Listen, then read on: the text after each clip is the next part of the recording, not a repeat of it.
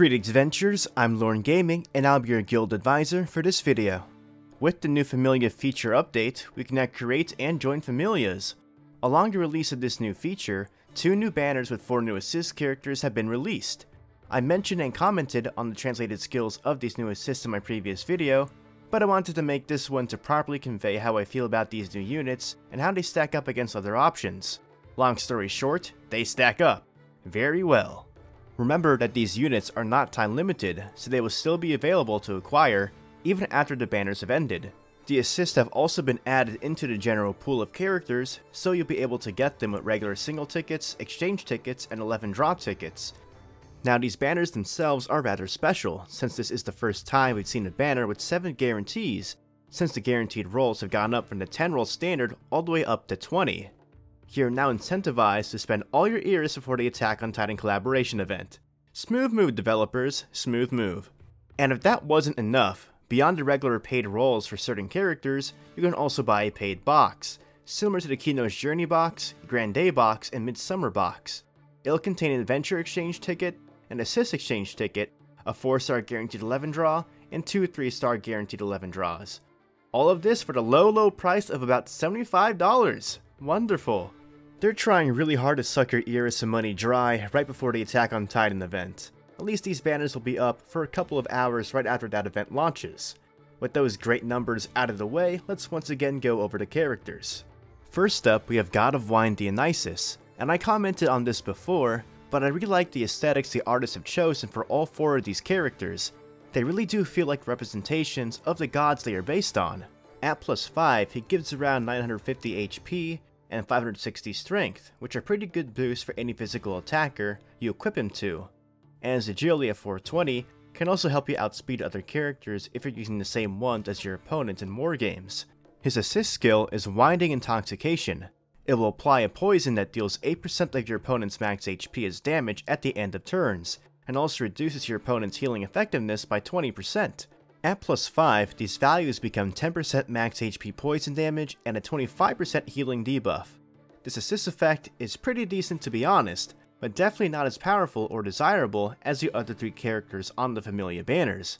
The poison damage, while somewhat noticeable at 10%, can be easily negated by the Ceremonial Flame Hestia assist, which cancels out the first ailments that would apply to the party. Then there's also the possibility of your opponent using a healer that can also take the poison off, but that's a bit more uncommon. So, under the impression that his poison won't be too effective in war games, that leaves us with his healing debuff, which obviously can't be avoided. If your opponent is using HP regen assists or characters like Crimson Dahlia Tione for HP regen, or even healers to recover HP, this will reduce the return on their HP. The caveat to this of course is if your opponent doesn't rely too much on healing in the first place. Because Dionysus relies so much on what your opponent is using, it's really hard to recommend that you go into these banners with the intention of getting him. The other 3 options are just simply more attractive and reliable. Now let's go over the other assist character on the same banner as Dionysus, Queen of Beauty Freya, and what a wonder this unit is, especially for magic-oriented teams. At +5, she gets a good amount of HP and magic, and a reasonable amount of dexterity as well. Very good to put on the magic unit and increase critical and penetration rates on your attacks, with that dexterity. Her assist skill is Beauty Worship. At level 60, she will reduce the AoE damage that your units receive by 8% and increase their magic by 10%. These values become a 10% damage reduction and 15% magic buff at +5. Remember that the term all attack refers to AoE damage specifically. Plain and simple, Freya is extremely good because she just flat out reduces the amount of AoE damage you'll be taking by 10%, which is a substantial amount for any type of content where you'll be taking AoE damage. Combine this with Almighty Fighter Osvi's 30% damage reduction, and you're sitting at almost having your AoE damage intake with that 40% reduction in total. Oh yeah, and you get a great magic boost for a magic team, or you can even just stick this on a healer since the magic will boost your healing amounts if you're running a physical team. Just remember, if you already have assists like Banquet Queen Freya or Crunchyroll Hime, their magic boost will not stack with this Queen of Beauty Freya's assist skill. And that leaves you with a dilemma on how you should spend your Iris. There's almost no doubt in my mind, if you had the choice between the 3 assists, you would pick this Freya pretty much every time. The damage reduction is more reliable than Crunchyroll Hime's low chance to stun, and the agility boost from Banquet Queen Freya is not enough to be more desirable than damage reduction. However, if you're free to play and already have those high limit breaks, you have a decision to make, especially with the Attack on Titan banners coming up. I would at least wait until we know what the Attack on Titan assist characters can do before going crazy with your Iris. But ultimately, that's your decision to make. You can't really go wrong with this Freya. She truly is the Queen of Beauty when it comes to the combination of her art and her assist skill. Now let's go over the characters from the other banner. First up is Trickster's Truth Loki. Again, I'd like to comment that I love how these characters are dressed up in a way that harkens back to their mythological origins. The Jester outfit is just a great fit for the trickster that Loki's supposed to be. Her pants are pretty low though. At plus 5, she gets a good amount of HP and a big amount of magic, just 1 point shy of 600. Her dexterity isn't too shabby either, and dexterity's inherent boost to your penetration and critical chances will line up nicely with her assist skill. At level 60, her amusing agitation skill increases the critical rate of your party by 10% and her penetration rate by 8%. At plus 5, these amounts change to 15% critical rate and 10% penetration rate. Remember that crits will increase the damage of your attack by a multiplier of 1.5, and when an attack penetrates, it ignores half of your opponent's defense and can't be guarded. Because healing and damage reduction seems to play a large part in wargames, the chance of crits and penetrations being increased for your characters gives you a large advantage to deal more damage quickly and in big bursts that are hard to recover from. When using Loki, you should be noticing a difference in how often those big bursts of damage come. Remember though, if you're using a T assist from the Kino's Journey collaboration event, that her critical rate buff will not stack with Loki, so you want to avoid using her on the same team.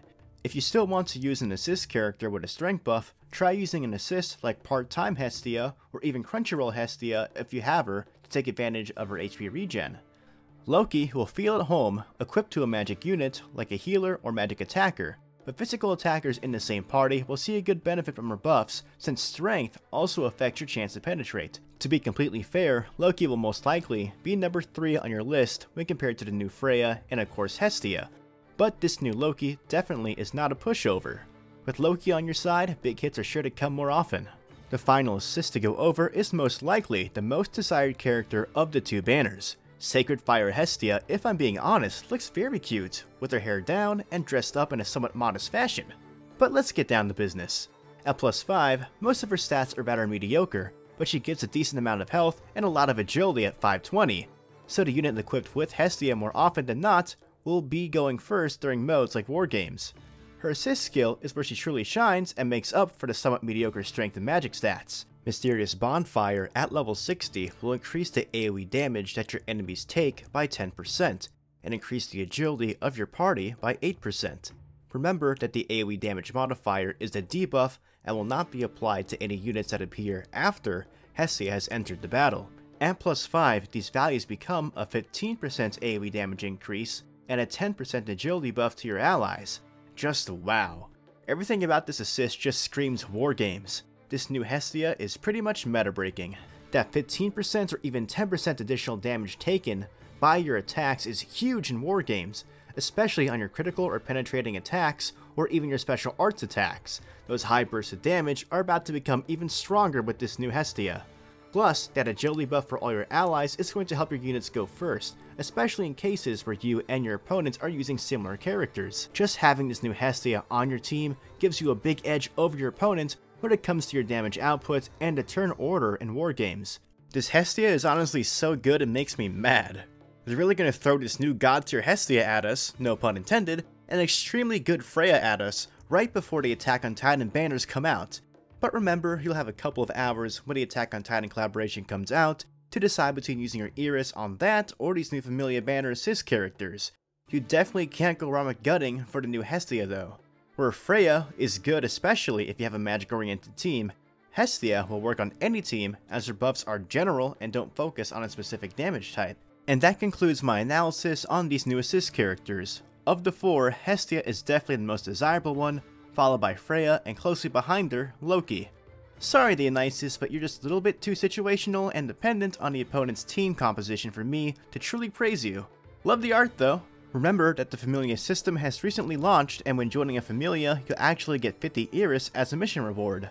I'd like to apologize for those of you who want to be in my Familia Church Ryu, because all 30 slots have already been accounted for. I do hope you'll still live your life as an adventurer with Ryu close in your heart like I do.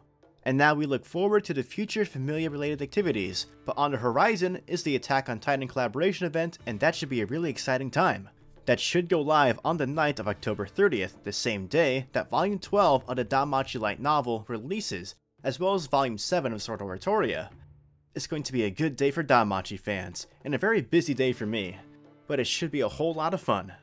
If you found this video helpful or informative, please give me a like and subscribe to my channel for more content. To stay updated on what I'm doing, follow me on Twitter and join my Discord for any questions and discussion. Continue enjoying your time adventuring in Arario and the dungeon. This is Lauren Gaming, and I'm signing out.